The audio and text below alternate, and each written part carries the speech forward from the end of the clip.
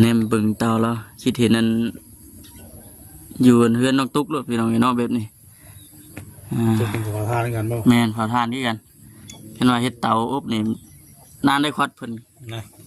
นานได้กินไว้นะคันสิเว้าก็ได้ให้เตาเห็นว่าเฮ็ดเตาฟรีนี่คือสิไปเนาะมันก็ได้ใช้เงินไว้เฮ็ดเตาฟรีแห้งแล้วก็อยู่แล้วไปบ่ได้เด้มันตกตลอดตอนนั้นได้จากชลายไปหมดหนักนี่นะไปบ่เป็นติเนาะบ่ให้เว้าอยู่จำเป็นต้องได้หยุดบ่นี่ติหยุดแล้วอยู่แล้วก็อยู่แล้วก็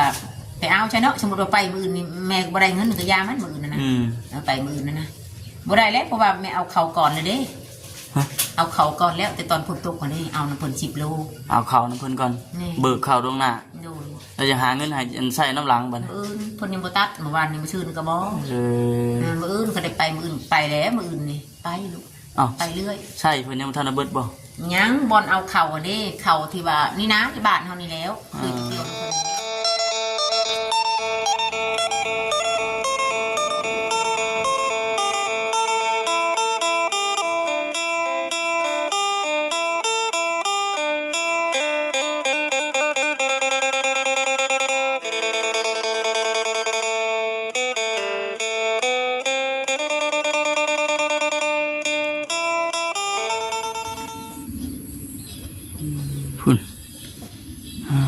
ตัวบรรยากาศยามแรงพี่น้องเลยเนาะพากันนั่งส้นนั่นห่มเฮือนไม่อุตส่าห์แล้วว่าฉันแนมเบิ่งเตาแล้วคิดเห็นนั้นอยู่เฮือนน้องตุ๊กเลยพี่น้องเลยเนาะแบบนี้จะเป็นขอทานกันบ่แม่นขอทานที่กันเห็นว่าเฮ็ดเตาอบนี่นานได้ควัดเพิ่นนะนานได้กินไว้นะคันสิเว้าก็ได้ให้เตาเห็นว่าเฮ็ดเตาฟรีนี่คือสิไปเนาะมันก็ได้ใช้เงินไว้เฮ็ดเตาฟรีแต่ยังนะว่าเผาแต่มือเดียวนะมือเดียวมือเช้านั้นมันควัดรถชาทีหลายคนเพิ่นว่ามานะ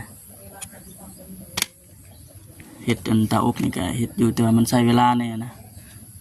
เพิ่นเคยเฮ็ดเตาก็คือสิฮู้อยู่เนาะคือเฮานี่ก็ฮู้อยู่ไม่รู้ว่าเคยเฮ็ดเตาอบเด้ใช้เวลาอยู่นะเพราะว่าเป็นยังพี่น้องเนาะเฮ็ดเตาพีเนี่ยก็คือแบบเอาหมดเอาเลยต้องใช้จ่ายเงินไว้ซื้อข้าวซื้อน้ำแน่นะมันก็เลยจำเป็นต้องใช้เงินนั่นแหละพี่น้องเนาะเบิ่งตั้งกล้องกันอึบพอดีว่านั่งชนโฮมอยู่เฮือนแมวสาเพิ่นสบายดีเด้อทักทายสบายดีเด้อพี่น้องเด้อเนาะมื่อนี้ก็คือว่านั่นแหละได้เดินทางมาอยู่พี่ได้มื่อนี้เฮือนแมวสาเพิ่นบ่ได้มาก็ถือว่าแต่โดนเนาะบอลเพิ่นแม่นตื่นไปเลยโดนและมาแต่ข้องกันกี่คนเจ้าบ่ประมาณนั่นแหละเพราะว่ามีอันข่าวดีแน่มื่อนี้ก็ทางหมดเสียเพิ่นมีทางพ่อแม่เพิ่นซื้อเผากับในอยู่ในกินนั่นแหละพี่น้องเนาะมาฝากมาต้อนแมวสาเนาะมีข่าวดีแล้วพี่น้องเนาะมามื่อนี้ก็ได้แต่ว่าถึงช่วงเกี่ยวเข้าเมื่อวานนี่นะเราไปอยู่กับฉันเมื่อวานนี่มาแล้วบ่เขามาแล้วบ่จากที่ได้ยินท่านผู้เสียนพูดว่าเราไปอยู่อันเราอยู่มื้อนี้นะเพราะว่านัดกันไว้เด้นัดไว้แน่คือนะบ่นัดกันแม่นบ่พอดีเด้พี่น้องเนาะเพราะว่าเรากับไปหาจากเกี่ยวเขาปกติบ่ว่าแล้วช่วงนี้นะเพิ่นกำลังเริ่มเกี่ยวเขาช่วงนี้อันนั้นคือจะเกี่ยวแล้วบ่วานนี่เกี่ยวอยู่ได้วานนี่เนาะนี่จะให้มันเข่ามันแก่ก่อนจักมือ2มือนะขอซุกเงินเบิดเลยบ่กับบ่เบิดแล้วมันก็ต่อเลยแต่ว่ามันเขียวอยู่นะตั้งไรหลังกันเนาะไรหลังเรานี่ก็ว่ามือวันคานอีก2 มื้อ 3 มื้อนี่เลยพี่น้องทำว่าคำกันนะลุยวันนี้มันยาวแล้วบ่ลุยยาวเลยหาโอกาสมาข้างนอกก็พูดแล้วบัดนี้เนาะถ้าเข่าเบิดถ้าเข่าคนขอนพูดแล้วใกล้สิเบิดพูดแล้วเอามันคนหน่อยนะพี่น้องเนาะคนหน่อยแม่นจักสิแลนเฮ็ดเวียกน้ำเพื่อนน้ำชาในแค่สิป้ากับป้าบ่เป็นบัดนี่เนาะแม่นบ่ค่อยวางป้ากับป้าบ่เป็นพี่น้องเอ้ยจอบหน่อยว่าจอบคือว่าเราไม่เท่ากับอยู่เราไม่เท่ากับอันนี้พอเท่าเบิ่งงัวเบิ่งควายสิเด้นะไม่เท่ามีคือหน่อยหน่อยแล้วไม่เท่ากับอันเท่าห้านไห้นะ มีแต่ช่องผู้เมียเนี่ยบัด ตรงนี้ลุยเนาะ ลุยย่ามดำก็ยังช่องผู้เมียอยู่ นั่นเลยพี่น้องกันนะกะ ทั้งมัดทั้งขนทั้ง แม เกี่ยวน เฉพาะช่วงยามให้ยามหน้านี่ก็ออกนอกนี่ก็บ่ค่อยเต็มที่บ่ค่อยเต็มระบบปานใด ถ่ายมาหน้าแหละ แม่น ไปกัน พุ่นละเวียกสว่างเวียกพุ่นละจังได้ออก คลิปมือละซองเลยนะ พอเลี้ยงช่องเนาะว่าอะไรก็ได้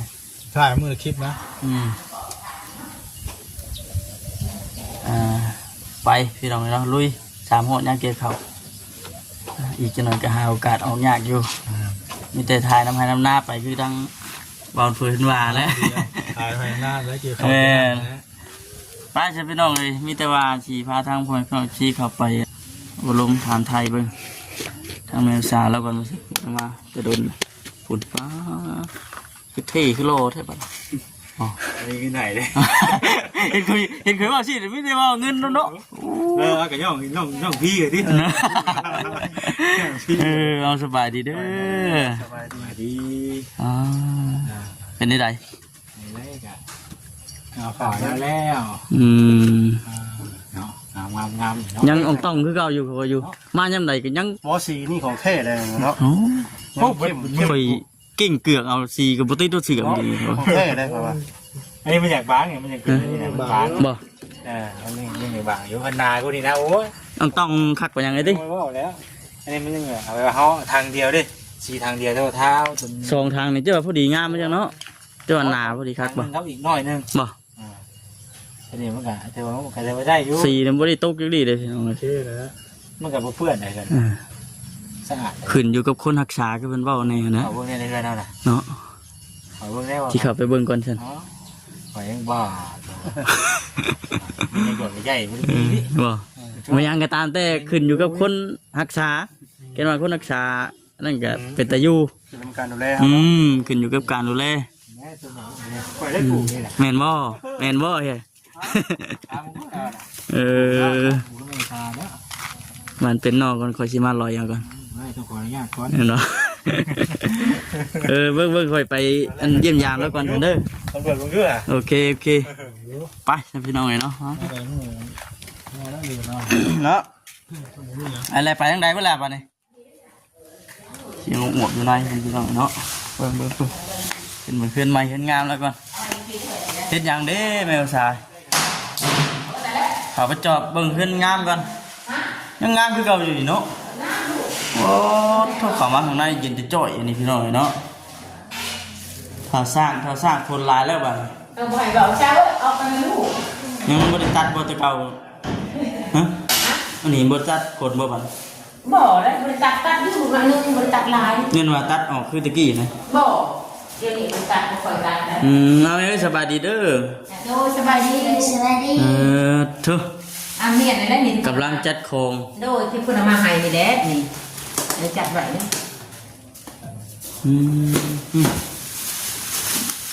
มื้อนี้บ่ได้ไปเนาะมื้อเนาะ บ่มันบ่ได้ไปมื้อนี้เพราะว่า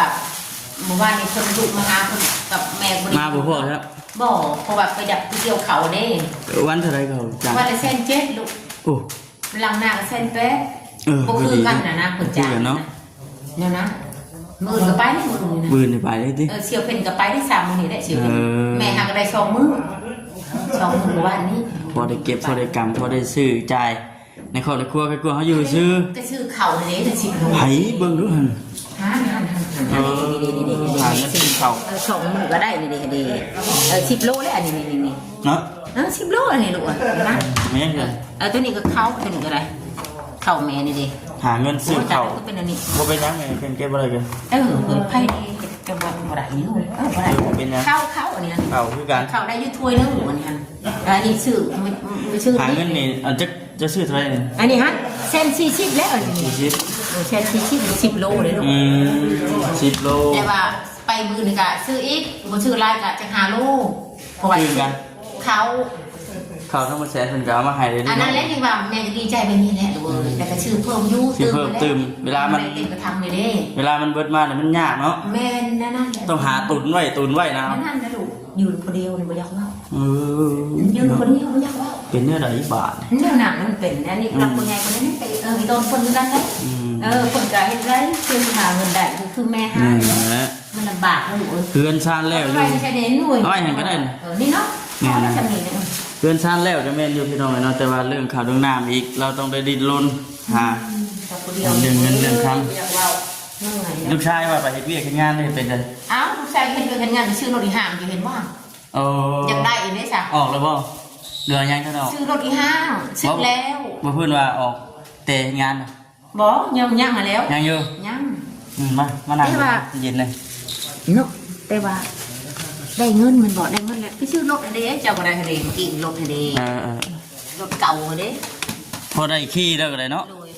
รถเก่าล้านนึงเนาะรถได้เงิน ล้านนึงบ่นี่ ล้านนึง อันเด้เราก็ใครกลัวบ่ไปเฮ็ดเวียกเฮ็ดงานเด้อเด้ แบบว่าอาศัยหมู่เนาะอาศัยหมู่กะเวลาหมู่บ่ไปกะก็บ่ได้ไป บ่ได้ เนาะ ไปครับ บ่ได้ไปแล้วพอหมู่บ่ไปเด้เพิ่นพักผ่อนที่มุดนะ อะไรลงไปนี่ โตไปบ่มีลูกก็ซื้อซะล้านเดียวนั่น อาศัยหมู่ครับก็สิอาศัยฮอดมื้อใดหั่นน่ะ ไปลงไหนลง ไป ลงช้างลงมาลูกนั่งลงสั่นขันบ่ลงนั่งนั่งแม่บอกว่านั่ง อา ได้ ศัยหมู่บ่คือแล้วเฮาแล้ว นั่งบักหล่ะนั่งได้อย่าดื้อได้เฮ้ยโตบ่ดื้อได้ลูก หมู่หยุดก็บ่ได้ไปอะไรบาด บ่แล้วบ่มีรถเองคนนี้ก็รถห่างก็ยามันพาไปได้อยู่นะยาแหละยาลูกแหละ นี่เพิ่นจะซื้อขี่ไปเฮ็ดเวียกงานเนาะตัวเพิ่นซื้อขี่ไปนั่น มื้อนี้มันอยู่กับตัวในกล่องเลยมั้งลูกก็ได้มันจะเข้ากล่องกันบางสาม แม่นั่นแหละ อย่างว่านั้นนี่ว่าบ่เห็นหน้าเห็นตาแต่หึงแล้วเนาะ โดนได้บ่ โดนแล้ว จื้อได้อยู่บ่ โอ้ก็จื้อได้ฮอดปีนาก็จื้อได้แล้วเนาะ มีจื้อได้ก็เอาติ จื้อได้เพราะว่าปลอมเที่ยวมาหาแม่เนาะติดไก่บ่ ติด เนาะ ไก่ติดไปชื่นพุ่นแล้ว ล่าสุดนี่มาตอนไหนก็มาตอนนั้นนะเฮามาช่วงไหนเนาะ แต่หึงแล้ว เพิ่มเติมเลยเนาะ ไป3เดือนคือลังไปแล้ว แม่นบ่ แม่น มาแต่ถึงนี่แหละมาตั้งแต่มื้อที่ว่า ว่าผู้หลักผู้ใหญ่ผู้ซื้อกันเนาะมันบอกกระชอบมันจะว่าเท่าไหร่จะ7-8 โอ้พูดแล้วนี่ไม่ธรรมดา แพ เด้ งแพงแต่อีหยังก็แล้วแต่เดี๋ยวนี้คิดว่าชิ้นหมูชำนี่นะนี่ เงินก็ได้7-8แสนเนาะ 50ชิ้นหมูก็ได้มันจะธรรมดาคู่มือเอาชื่อชิ้นหมูนะถ้าได้เกี่ยวเขา เห็นเกี่ยวข้าวนี่มันกินชิ้นหมู มื้อนี้เอ้าบักซ่างอ่ะเด้บักซ่างบ่ได้ป้าบ่ได้ลูกมันกินชิ้นหมูเด้ หมาไหน แม่แล้วโอ้กินอา กิน หา แล้ว ร แซ่บแค่บาท ชิ้นหมูนี่ชื่อนั่นแล้วก็เอ็นงัวแบบชิ้นหมูเด้ชิ้นงามก็แพงแล้วบ่ได้ดอกชูบ่ คน ได้ แน่มาแน่ดิ คนแน่กินน้ำกัน กินน้ำกัน อันนี้เห็นอยู่แล้วแค่แน่ช่วงฝนตก ช่วงฝนตกกันได้ไปหาใช่ โอ้ยบ่ให้เว้าช่วง ทำไมไรบ่ จักสิว่าได้บ่ ฮะ แม่พูดอย่านาง พูดจะน่าคาย พูดอย่านางได้บ่น้ำใหม่ลูกบ่แม่บ่ได้เฮ็ดแบบนั้น นี่ว่าไปหาน้ำไม้ไรบุกป่าน้ำไม้ไร น้ำ คา มั ย นนี่ครับแม่หากินลูกเอ้ย มั แม่ น พูดอย่านางคาย ม มัดละพันมัดละพันได้บางเทื่อก็ได้100มัดบางเทื่อก็ได้50มัดก็ได้50,000 ได้ขายคู่มือ ขายกูมือ ฮะ ถ้าฝนตกน้ำลงแห้งแล้วก็อยู่แล้วไปบ่ได้เด้มันตกตลอด ตอนนั้นได้จากชลายไปหมดหนามนี่นะ ไปบ่เป็นดิเนาะ ไม่ให้เว่าอยู่ จำเป็นต้องได้ยุดบ่นี่ดิ หยุดแล้วอยู่แล้วก็อยู่แล้วก็ไปเอาใช่เนาะสมมติว่าไปมืออื่นนี่แม่ก็บ่ได้เงินก็ยามันมืออื่นนะเอาไปมืออื่นนะบ่ได้แล้วเพราะว่าแม่เอาเขาก่อนเลยเด้ ฮะ เอาเขาก่อนแล้วแต่ตอนฝนตกก่อนนี่เอาน้ำฝน10 โล เอาข้าวน้ำเพิ่นก่อน นี่ เบิกข้าวตรงหน้า โดย เราจะหาเงินให้ใส่น้ำหลังบัดนี้ เพิ่นยังบ่ตัดเมื่อวานนี่มื้อชื่นก็บ่ เออ มื้ออื่นก็ได้ไปมื้ออื่นไปแล้วมื้ออื่นนี่ไปลูก อ้าว ไปเรื่อย ใช่เพิ่นยังบ่ทันได้เบิดบ่ ยังบอลเอาเข่าอันนี้เข่าที่ว่านี่นะที่บ้านเฮานี่แล้วคือเกี่ยวน้ำเพิ่นอันนี้ แล้วมื้ออื่นเพิ่นก็ตัดเอาแสน40นั่น เพิ่นก็ฮักเอาบ่ หักเอาเหลือเท่าไรก็แม่มื้ออื่นก็ยากเพราะว่าช่วงฝนตกอันนี้ เนาะมันจำเป็นเด้เนาะ จำเป็นแล้วบ่ได้ บ่ทัน จับ เลยก็มั่ว จากบ่ได้ ลม มันลีลอยยังว่าโอ้ย มันขับขันเด้เนาะ ก็เลยไปเอาน้ำเพิ่น40 โลก็แสน40 อืม และแสน7เหลือเท่าไรก็ยามื้ออื่นนั่น อืม เมื่อวานมื้อชื่นนี่เพิ่นก็บ่ได้ฮักดอกเมื่อวานก็บ่ ใครอยู่ล่ะว่าลูกชายก็เข้าไปเฮ็ดเวียกเฮ็ดงานเนี่ยมัน โอ้ยเฮ็ดก็จำนั้นเฮ็ดก็เห็นคือเห็นนั่นแล้ว เนี่ยว่าจะพอชง ชื่ สี อรถอันนี่ พอ ห่าง ชื่อ เลย เขาชื่อหน้าอยู่แท้ โอ้ยอาหายอยู่แชนนึงเดือนไม่อยากว่ามันเถื่อก็แชนหา อืม โอ้ย เป็นเดือนเลยไปซื้อไปมันเลยเจ้าอย่าได้อย่าเกิบก็ได้ซื้ออย่าได้ชงก็ซื้อมาดิชงก็เช่าชงก็ รักเป็นวัยรุ่นเนาะ ชงก็ชงเชียนหาได้นะหันแล้วหันลงตัวมีแบบนั้นไม่ใช่ก็ว่ามึงก็ยาเลยปะเขาหาเขาเองนั่นแหละ ใครกวนขับคอเฮาดิ เมื่อไงได้แม่ก็ได้เลี้ยงไป2 คนนี่แหละนี่บางนึงก็เลี้ยงอยู่แล้วเวลามันมากก็ น้องอันนี้จิมมี่บ่พุ่นนี่ บ่จิมมี่อยู่เพิ่น จะมั่มบ่พุ่นนี่ จะมั่มตัวนี้ฮัน จิมมี่นี่มันไปแล้วเมื่อกี้นี่ จิมมี่บ่อันนั้นคุกกี้น่ะนะ เอ้า เอาคุกกี้แล้วก็จิมมี่แล้วก็จะมั่ม จิมมี่จะมั่มใช่บ่ แบบนั้น แล้วลูกเจ้ามี3ชายเนาะ โดย พุ่นนั่นไปยังไงพุ่นน่ะ จิมมี่หันอยู่เพิ่นปูปลา ไปดินพุ่น ไปเล่นคนมาแรงเพิ่นมา เออ แม่เพ่นไปอยู่เสียวนั่นไปเกี่ยวเขาแหละ มื้อนี้เสียวเกี่ยวข้าวมื้อนี้ เขา ปกติก็ไปนํกันบ่ จะไปน้ำกันมื้ออื่นก็ไปน้ำกันคือเก่า เออเสียวสิบ่เหงาบ่โทบ่มื้อนี้ โบยไปเว้าแล้วคนในบ้านก็3 ฮะ เป็น6เป็น เอ 7คน อบ่เหงาหรอกฉันเนาะมีอันผู้ปากบ่อยู่ หลายคนอยู่ โจ้ก่อนว่าฉันเนาะมื้อนึงมื้ออื่นมันลุยโตอีก มื้ออื่นนี่ก็ไปแล้วเร็วเท่านั้นก็ไปตัวนั้น หยุดหลายมื้อเลยก็บ่ไหวบ่ได้แล้วเนาะ บ่ได้แล้วหรือว่าจะได้ก็ค่าไผค่าน้ำมาอีก เสียแล้วบ่เดือนนี้เท่าไหร่ โอ้ยเดี๋ยวนี้ให้ขึ้นได้เดือนนี้มัน80ไปพันบ่เดือนนี่ อืม เดือนหลังนี่70ไป มีอันนั้นบ่ 73,000 พัดลมตู้เย็น มันมีตู้เย็นแล้วก็พัดลมพัน ดอกไฟนี่แหละเนาะดอกไฟมอดแต่ว่า บ่ได้ช่องดอกเท่านั้นแม่ยามคืนนี่ ดอกนอกนี่บ่ ดูเลย ใต้เนาะ ดอกนี่กับดอกหลังเท่านั้น อืม แล้วก็หมดปิดหมดนั่นนะกับใดน้ำหั่นเนาะ แม่นั่นแหละ กะยาเลยลูกเอ้ยหา แนว ใส่ได้ ใส่ ดอก ประจำวันอยู่เด้อ บ่ได้แล้วเรื่องนี้ เออ ต้องหา ปก แล้ว ติแล้ว ปกติลูกสิ้นเดือนแล้วก็เอาแล้วสิ้นเดือนแล้วก็เอาแล้วอันนี้จะน่าก็ย้ายแล้วนี่บางที10ได้มื้อนี่บินไผอะนะบินที่ผ่านะย้ายแล้วบ่ก็ ไอ้ดอกช่วงนี้มันถึกช่วงเกี่ยวข้าวเกี่ยวหยังอ โอ้ ยู่ ยเกี่ยวข้าวแค่นี้ปัดช่วงบ่เกี่ยวข้าวนี่ก็คือเก่าเลยปะ อุกได้อบัดนี้ติ บ่มี เฮ็ดจังไดเด้บัดนี้ บ่มากก็กู้ ทานได้ฉันเฮ็ดทานได้ กระทานและลองเบิ่งคือเก่าเลยปะ จะโจ้แต่หึงได้บ่ โจ๊ะเทิงแล้ว แต่ฝนตกลิ้นน่ะเด้ อันนี้ได้ ดูพอได้เฮ็ดเทิงแล้ว อ่า ได้ทาน8 ชอบกับไข่ซี่เนาะแล้วก็เอาไว้ดังที่ซอกบัดนี้ อืม นั่นนั้นแล้วก็บ่ได้เฮ็ดแล้วบัดนี้พูดยานาง พูดจะนะ พูดยานางแล้วไปตอนตอเกี่ยวข้าวอีก เกี่ยว เด้ เขา ไปเกี่ยวข้าวแล้วก็ไปพูดยานางอีก พูดจะนางอีก พื้นอีกทานนั่นเด้ พูดจะนางพ่อเก็บพื้นมาไว้เฮ็ดทานพ่ออีก แม่มันแบบเก่าหั่นแหละ เฮ็ดไปซั่นแล้วเจ้ะ แบบเก่าแม่ก็ได้ แล้วก็ปลูกผักปลูกหญ้าก็พอได้กินเนาะ แม่ ป คือ ลู เฮ็ด ก ทา แท้ น ผักปลูกอยู่แล้ว บ่แซ่นมันซื้อหัวบัวอยู่กิน ลูกซื้อมาเด้อ ปลูกแถวนี้แล้วนี่มันใกล้น้ำจะสิปลูกทางใด ทางนี้แน่ แบ่งกันปลูกทางนี้แน่เนาะกับทางนั้นพ่อ เอากงเพชรแม่ก็จะปลูกแล้วพวกคนกงเพชรกันนั่นเด้ อืม ปลูกไว้หมดนะไปยังกันนะพอได้ ปลูกไว้หลายๆ ใส่ นี่คือหัวจิงของจิงไข่ก็จะหน่อยก็รีไปส่งเขาคือตอนนั้นนี่ได้คือเก่า โอ้ เล คื ย อตอนนั้นก็เธอ70ให้เด้เธอละ60เธอละ40ไปเด้หัวจิงไข่นะ3มัด10เด้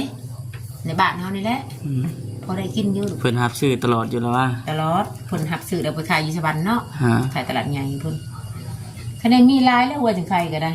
อันนี้เบิ่งนี่มันจากเบิดได้เนาะอันรับใหญ่มันนี่เนาะมันจะรุ่นน้อยบ่นี่